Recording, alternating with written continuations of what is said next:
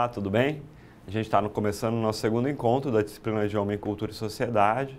Meu nome é Elias Barreiros, estou acompanhando essa disciplina com vocês.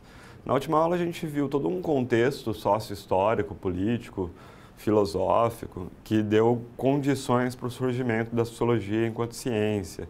A gente viu que a sociedade se transformou bastante, saindo de um mundo chamado feudal, né, de um modo de vida, um modo de produção feudal, para um modo de produção capitalista constituinte da sociedade moderna.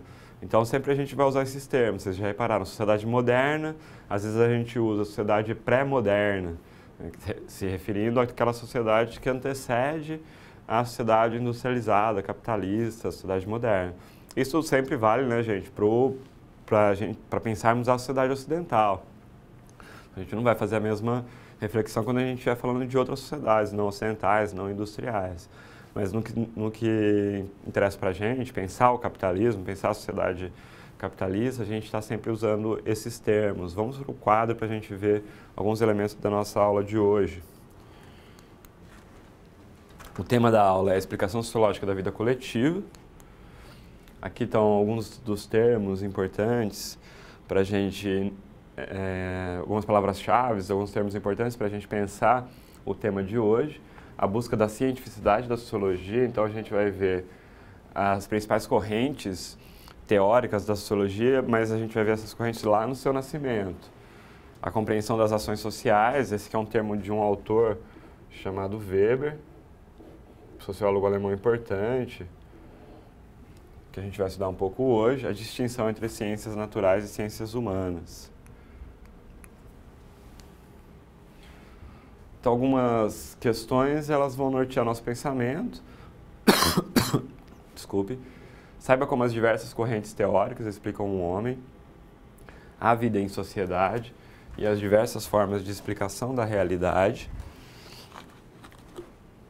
Compreenda como a cientificidade da sociologia explica as bases da vida social humana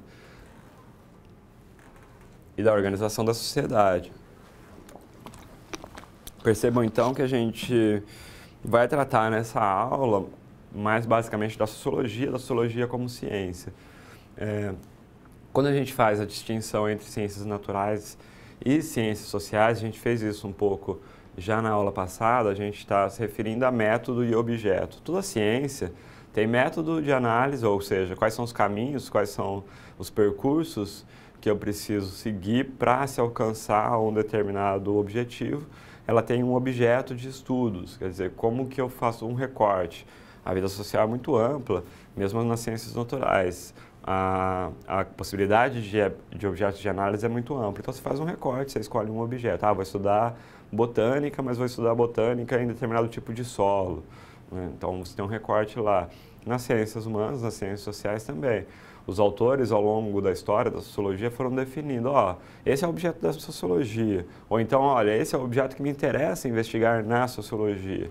Então, vai haver pequenas diferenças entre os autores, entre os principais autores. Na aula de hoje é muito importante a atenção, porque a gente vai falar de 3 autores diferentes.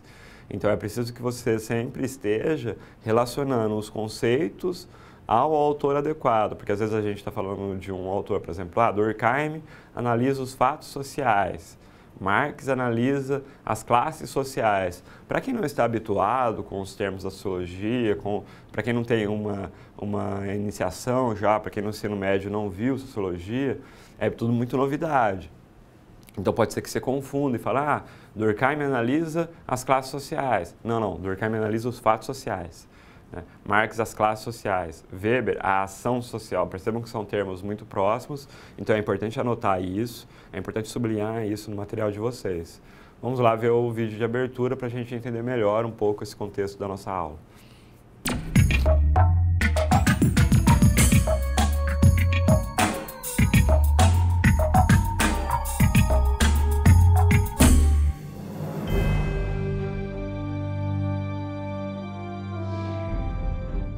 Olá, prontos para começar o segundo turno? Quer dizer, a segunda unidade de Homem, Cultura e Sociedade?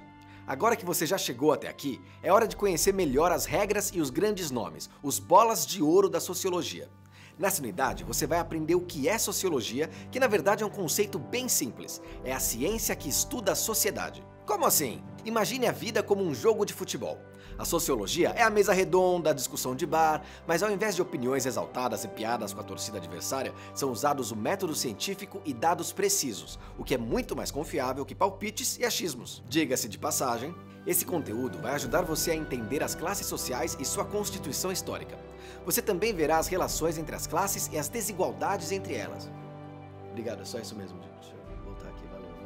Claro que você está estudando para a vida, então vai aprender a identificar e reconhecer as forças sociais no seu dia a dia.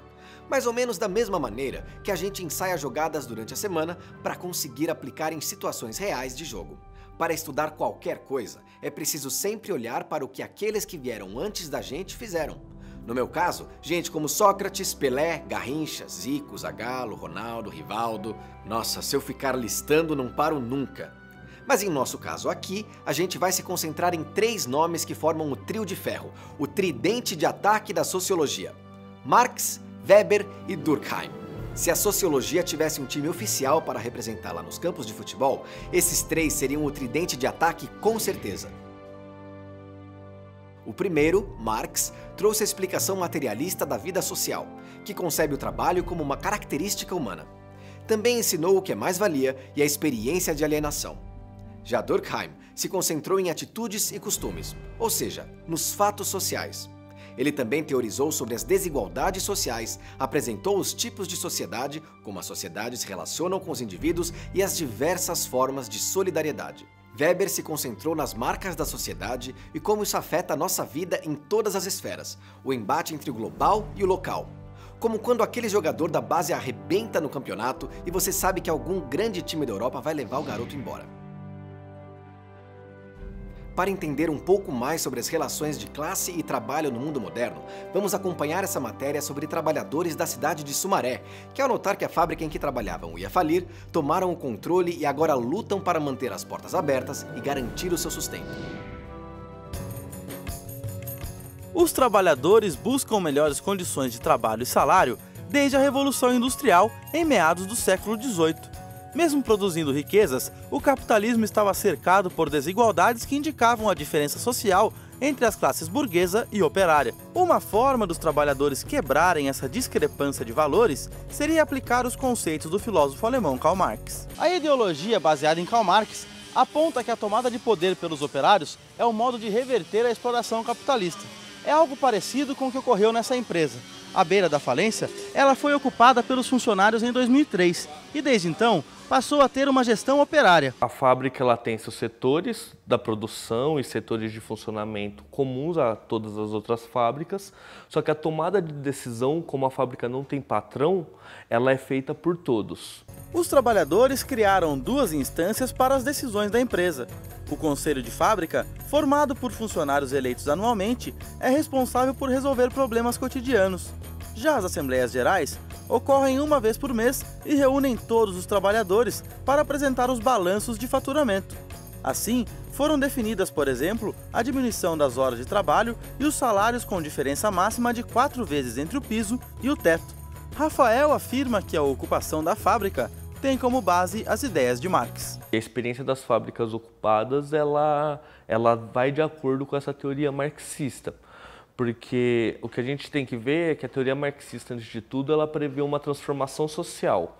A transformação da tomada dos bens de produção pelos trabalhadores é uma das partes essenciais de Marx. E a gente tenta fazer na prática, aprendendo com aquilo que foi dito antes e transformando também a realidade com que a gente vive. A gente não quer ser dono da fábrica, a gente acredita que a fábrica tem que ser do Estado, como bem, propriedade, e nós trabalhadores, como já comprovamos em 12 anos de luta, administrar essa fábrica para o bem coletivo de todos. Esse sociólogo confirma que existe uma relação entre a situação da empresa de embalagens com a teoria marxista, principalmente pela tomada de poder pelos trabalhadores.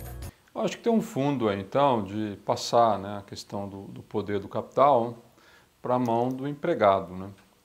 Eu acho que esses trabalhadores estão fazendo justamente isso, né? No momento que eles viram que não havia mais a figura do empregador e havia todo um aparato de coisas que eles poderiam tomar conta, né? Eles tomaram posse. Então, eu acho que a questão toda é de pegar os meios de produção e colocar na mão do trabalhador. Eu acho que é isso que liga um pouco à questão marxista. Apesar de os trabalhadores terem conquistado alguns direitos junto ao empregador ao longo dos anos, o especialista acredita que atualmente ainda é possível encontrar algumas características do mercado de trabalho do século XIX. A gente percebe nessas grandes empresas multinacionais, né, que ainda trabalham com a questão da mais-valia. Você tem os trabalhadores não fazendo exatamente aquilo que se fazia no século XIX, mas ainda dependentes de trabalho e tal, né? E o que a gente consegue perceber claramente é que a desigualdade social em função dos salários, ela não muda muito, né? Ou seja, essa base aí, que é a base da mais-valia, pensada por Marx, ela ainda continua, né? Você tem ainda empresários, né, os donos do capital, da força produtiva, e muitas pessoas que ainda dependem desse sistema. Muito interessante, né?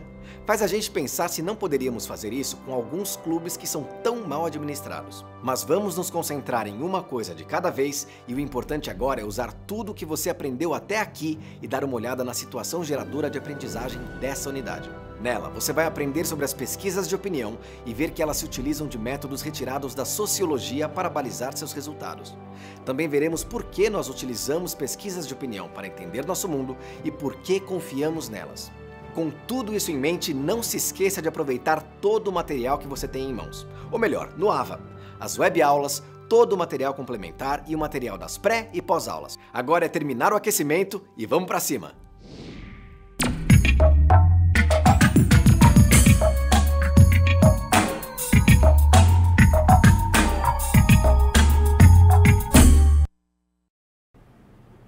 Olá, voltamos.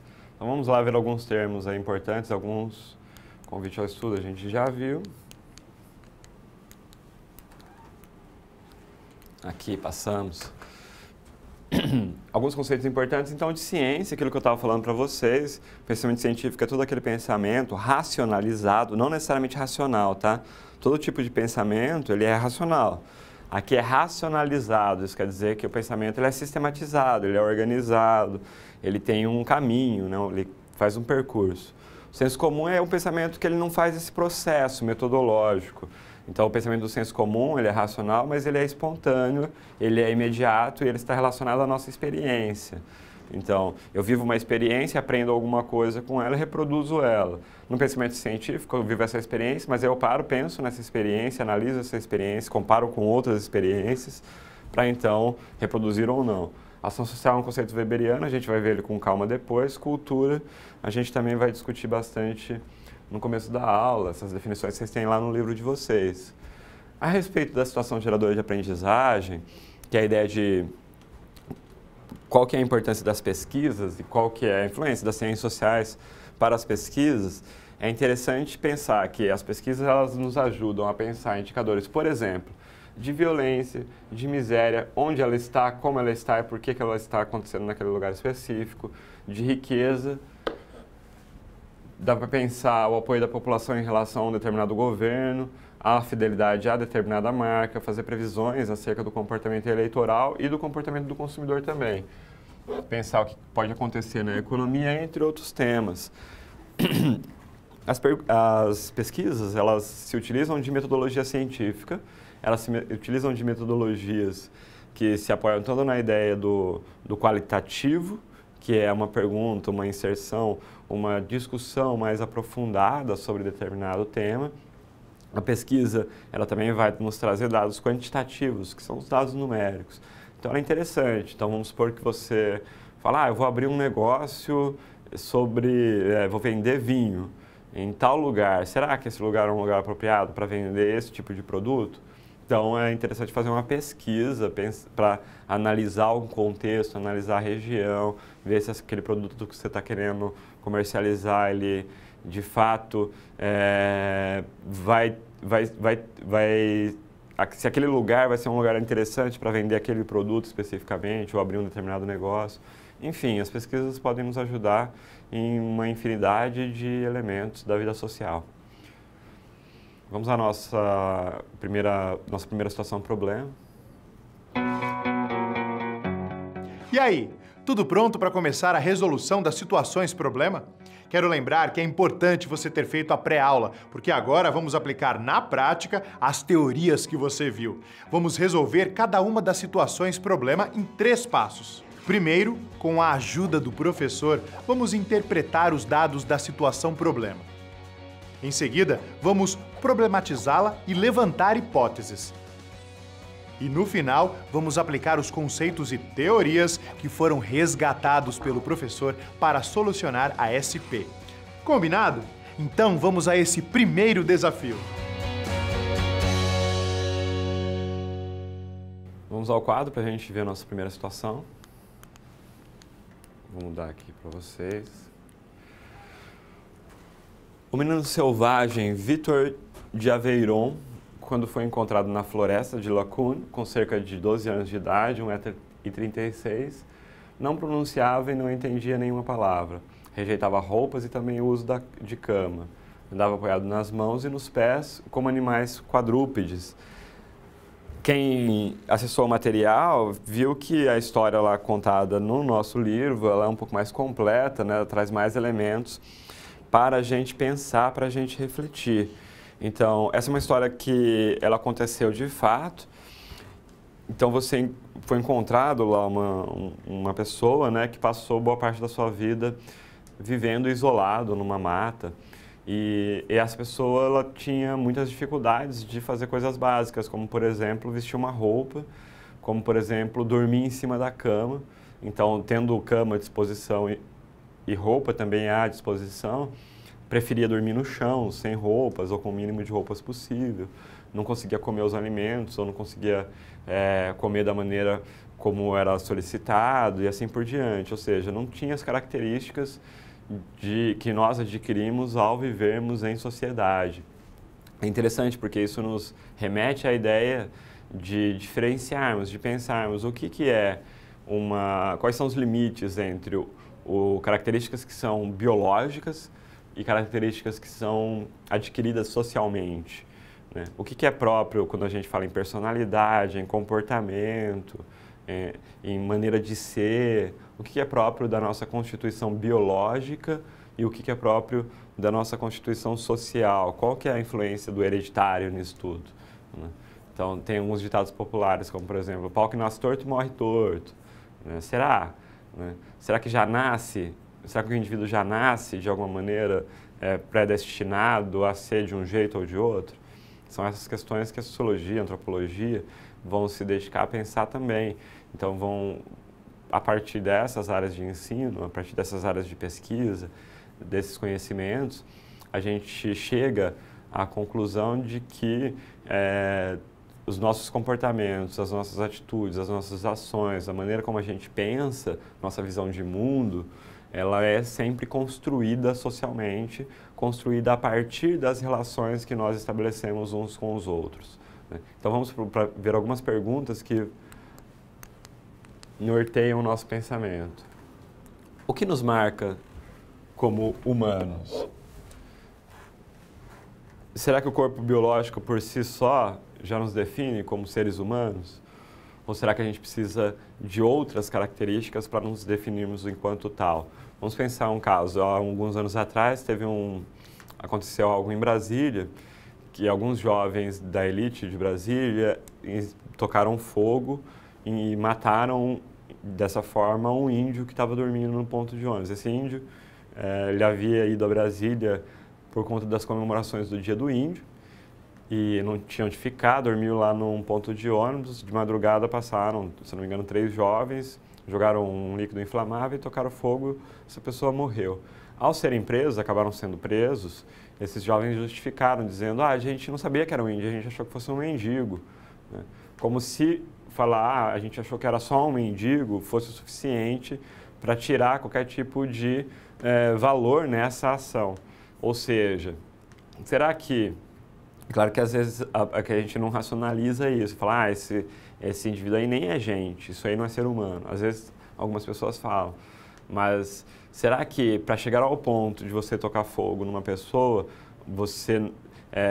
esses agentes, esses sujeitos não desconsideravam a humanidade daquele ser?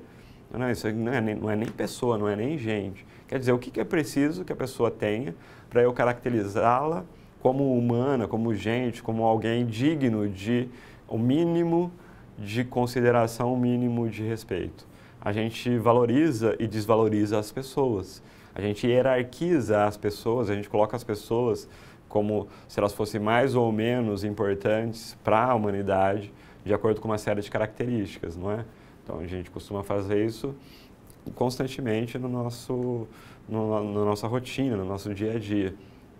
Porém, algumas pessoas, elas são classificadas de tal forma, estão tão abaixo nessa hierarquia de classificação, que mal lhes é atribuído algum sentido, alguma característica que lhe dê dignidade. Então, a gente simplesmente não se importa com aquele sujeito. Ou seja, a gente não está enxergando naquela pessoa humanidade, a gente não está enxergando naquela pessoa características que a tornem importantes, né?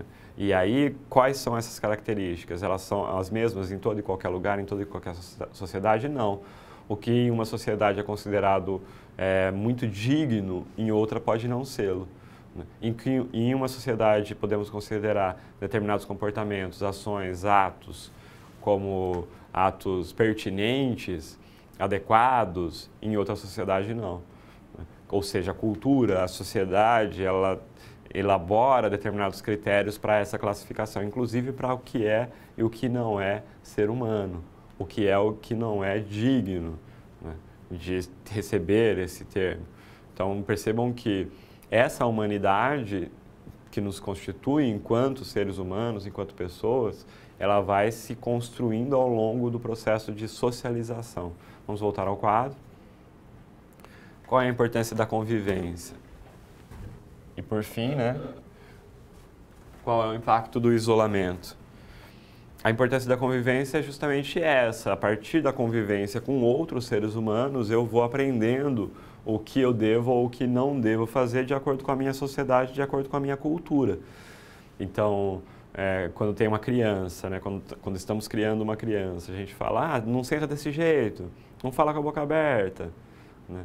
Não responde assim a sua mãe, isso é falta de educação, não se faz isso, respeita os mais velhos, né? Não bate no amiguinho, e assim por diante. A gente vai ensinando, estuda ensinamento, a criança vai repetindo, a criança vai aprendendo isso, não só através das nossas falas, mas através dos nossos comportamentos, de uma imitação, né? Não uma imitação automática, mas a criança vê o mundo e vai imitando aqueles comportamentos que ela está observando, né? Então, ela vai reproduzindo determinados comportamentos. Não adianta eu falar para uma criança nesse sentido, de que não faça isso porque isso é falta de educação, e o adulto ou os adultos fazerem exatamente aquilo, né? Então, a criança ela não vai associar a ideia ao ato, então não vai haver uma correspondência naquilo que eu estou fazendo e naquilo que eu estou falando. Então, todo ser humano ele é socializado dessa forma. Todos nós vamos aprendendo através do que ouvimos, do que vemos, do que sentimos, né, e do que nos é ensinado e daquilo no que nos é orientado. Então, a gente passa por um processo de socialização primária, né, Emily Durkheim vai dizer, e depois a gente passa por um processo de socialização secundária através de outras instituições. Então, primeiro no ambiente em que a gente é criado, seja a família, seja uma instituição, seja onde for, e depois num ambiente escolar, num ambiente da igreja e assim por diante. O tempo inteiro, então, através das nossas convivências, a gente vai criando um processo de humanização. A gente vai nos tornando humanos, nos tornando pessoas com dignidade, com valor, né? com características que são consideradas próprias da vida social, próprias do homem vivendo em sociedade. Então, isso é importante a gente ter em mente. Para as ciências sociais, portanto, nada é natural. Nenhum tipo de comportamento ele é uma reprodução biológica. Haviam algumas teorias no começo do século XX, final do século XIX, ou seja, 1800, 1900, que falavam que, por exemplo, o crime era hereditário. O indivíduo já nascia com características biológicas que o favoreciam ao crime, né? Eram teses racialistas, que a gente chama, teses raciais, porque essas características